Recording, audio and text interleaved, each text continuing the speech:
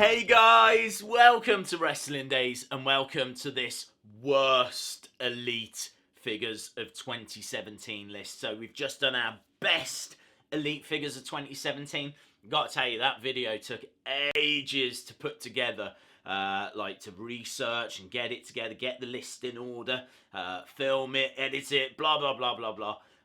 So I am pleased that it is done. It is out there. The response has been really positive. I want to thank you so much. If you've not seen it yet, I will put a link at the end of this video to it. I'm really pleased with it. I think the response has been fantastic. But of course, because I did all that work trying to find the best, it's very easy for me to now tell you what figures ranked at the other end of the list, what were the worst scoring figures, and I've got to be honest, there's not many figures that are absolute trash.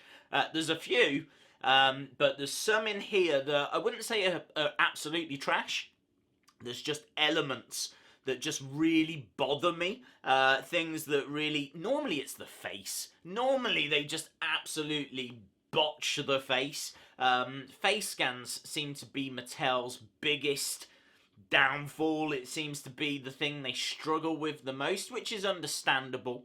Yeah, let's go through the list. I'll tell you the top 10. I was going to do a high five. It's not. It's a 10. It's a mess. Look at this. Even this video's the worst. So let's go to number 10 on the list, and I can tell you that in at number 10 is Big E. This is Big E, the Elite. From Series 53, Elite Series 53. And it's all about the face. I mean, the arms to me look a little bit too muscular. He is a strong guy, but I'm not sure he's packing that kind of muscle. But yeah, it's all about the face. He looks, I mean, in his previous figures, he's looked fun, full of life, big wide mouth expression, like a screaming expression. I totally understand them trying something different here, but this is just so boring. It's so dull. It looks like he's falling asleep. This does not finish off that New Day set. I mean, if you'd already bought Xavier Woods and you'd already bought Kofi Kingston, the annoying thing is that you have to buy this figure. You can't avoid it. You can't have two out of the three members of the New Day, so you're kind of tied into getting this. Because the attire on this is fantastic. There's a lot of great detail work on this. I do not want to include this figure in this list, but the fact that that face is so trash, the expression in particular, and the fact that you kind of had to buy it if you had the other two, that's why it makes its appearance on here. Number 9 on the list, Randy Orton, Elite 49. This figure is on here because I just think the eyebrows are a bit too angled. They're kind of like this. It's just a really bland figure. It seems a little bit too muscular. I know he was quite muscular back then. This is obviously the legend killer Randy Orton. But yeah, he seems a little bit too muscular in the body. The face is okay, as I said.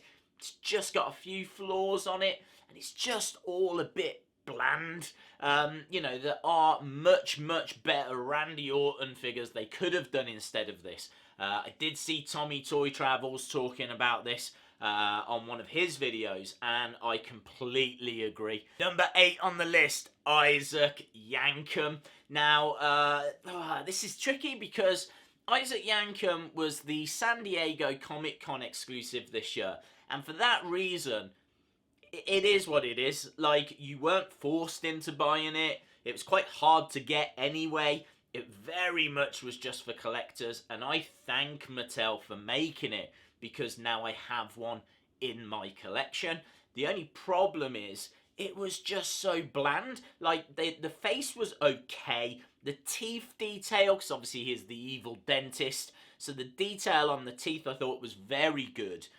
But then the attire was rubbish, and the headgear was okay, but you couldn't do anything with it. It needed, like, in order for it to be a great Elite, it needed something like a dentist's chair. It needed an accessory with it. It didn't come with anything other than a headgear and, like, its kind of cloth clothes. but it's hard to complain because, as I said, it was the San Diego Comic-Con figure. I would have liked something more.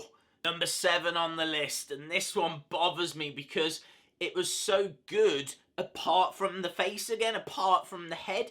The attire looked awesome. DLo Brown, Elite Series 52.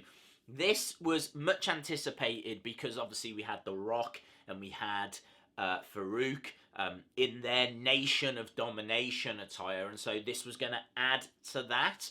The only problem with it was that face was just off. I mean, not a million miles, but he looked like he should have been working at McDonald's, right? He had that kind of trying to pay attention to someone that was giving them their order over to him kind of. It was like, am I really thinking about things?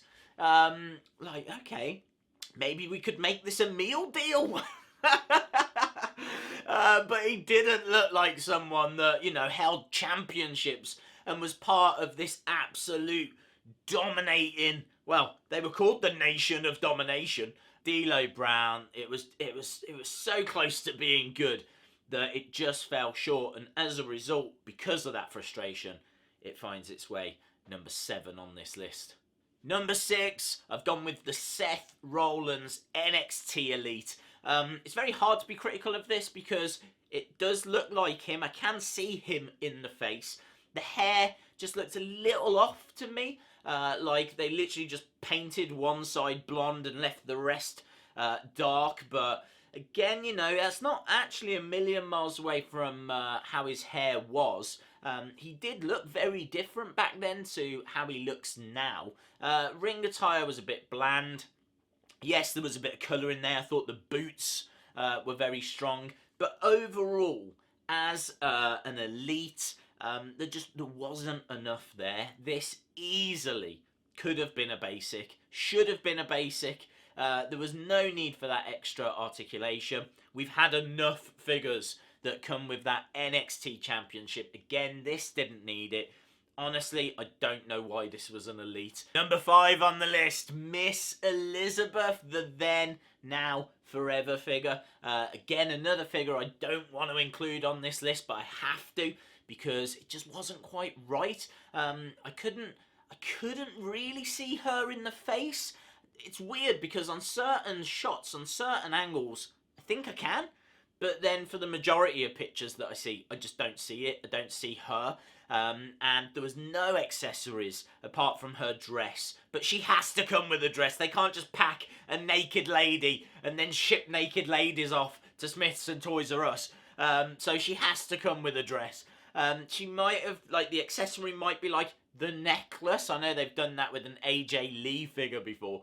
But that's lame if that's what they did. I can hear some of you out there going, Daze, what would the accessory even be? I don't know. I'm not Mattel, right? That's for them to figure out. They could include some, like, WrestleMania posters, little posters or something. Bit of a better backdrop. A camera for her to talk in front of. I don't know, right? A locker room door that she was usually locked behind because the Macho Man was just crazy about people not being allowed to talk to her. Whatever, right? It needed something more than the nothing that we got. Number 4 on the list. This is where things go really downhill.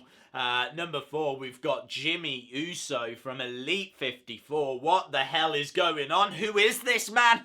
What have you done with Jimmy Uso? This guy, I mean, like, I don't know if it's because the clothes look so big on him, but he looks like he's the same size as Kevin Owens. He's got, like, a massive... He looks pregnant. He looks borderline pregnant. And I do not see Jimmy Uso in that face. I think this is, like, new technology. The Jey Uso. The Jey Uso featured on the best figures list and quite high as well. This Jimmy one, wow. Wow. Maybe the machine was turned off the day he went in for his face scan. I don't know. I just don't see it. And also, he looks sleepy. He just doesn't look... Unless he stood there in front of the camera and was like... I can't even do the face. It's just...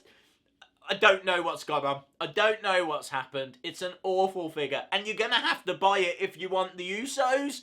At number 3, we've got Dolph Ziggler, the Elite 48. The figure itself, the attire, very similar to what we were saying about DLo Brown. The attire looks really smart. Lots of detail on there. The only problem is the hair. The hair is awful. It really looks like trash. I don't have this figure to show you because I never bought it because I thought it looked like trash as soon as I saw it. On all the reviews that I've seen for it, it just, I mean, there's no paint kind of detail on there. It's literally someone's just gone with a brush and gone, oh, we need some blonde highlights on there. Oh, yeah, I can do that. That's no problem. Are you sure? Are you sure? Because this is your first day, isn't it? No, I can do this. Okay. Get the old paint there. There we go. Just literally. Oh, it's a mess. It's a mess. Unless you want to change the heads over, which might be a better way forward. Because as I said, you know, the body looks alright and the attire looks alright, but I just cannot see past the hair. Number 2, this nearly made it to number 1. There's a big reason that it didn't. And it is the Ringside Collectibles Samoa Joe. That face, that facial hair in particular, it's the same person that did the highlights on Dolph Ziggler. Like, if they've gone up to you and gone, can you just put a bit of facial hair on Samoa Joe? Just, you know, nothing too much. Yeah, no worries. Literally, black paint, bang, on the end of the chin. Like that. Let's do something here. Let's do something here. It's just, it's trash. It is trash. That face scan is awful. I've always hated it. That facial hair is just overpainted. He doesn't have facial hair that's distinctive. What pictures are they looking at when they make these figures? But yeah, you know, comes to the NXT title, just like all the other bad figures. And one to avoid. Absolutely one to avoid. That brings us finally to number 1, and no great surprises. I'm pretty sure you're all shouting at the screen as to what it is. It is Elite Series 50 Rhino. This thing is, wow, the proportions are all wrong. I actually spoke to Bill about this figure, the head designer at Mattel, and he was saying that when they looked at it, it was wearing like some kind of cloth jacket or t-shirt, and they couldn't see the arms, and wearing that, like, the bits they saw looked absolutely fantastic. And he said when it got made, you know, one thing or another, maybe budget cuts, I don't know, it didn't have that t-shirt. And when they saw it without and saw what it looked like, they could tell straight away it was wrong. And there's actually a new Rhino coming out that's got different arms, and the proportions look a lot better. That face as well, again, it's another job where they've just gone too heavy-handed on the facial hair. And the reason this is number 1 is because, again, you've got to buy it. If you've got the Heath Slater, which you should get, absolutely fantastic, you need this Rhino. It was Heath Slater and Rhino that were the first 2 people to hold the SmackDown Live Tag Team Championships. You get one of those titles with Heath Slater, you get the other title with Rhino. With this Rhino, you have to get this Rhino. So it's so frustrating. I have this figure as a result. I've never reviewed it. I've never got it out of its box. I knew it was trash. It's been one of those, actually, I've been thinking I should review that. That'll be a fun video. I just can't even bring myself to do that. It's just awful. So it more than earns its top spot on this worst elites of 2017 list. And that is it, guys. That is everything. If you didn't see the best elites, then there is a link on the screen to that. If you enjoyed the video, please give it a like, hit the subscribe because we've got loads more coming up, and hopefully I see you again next time. Bye for now.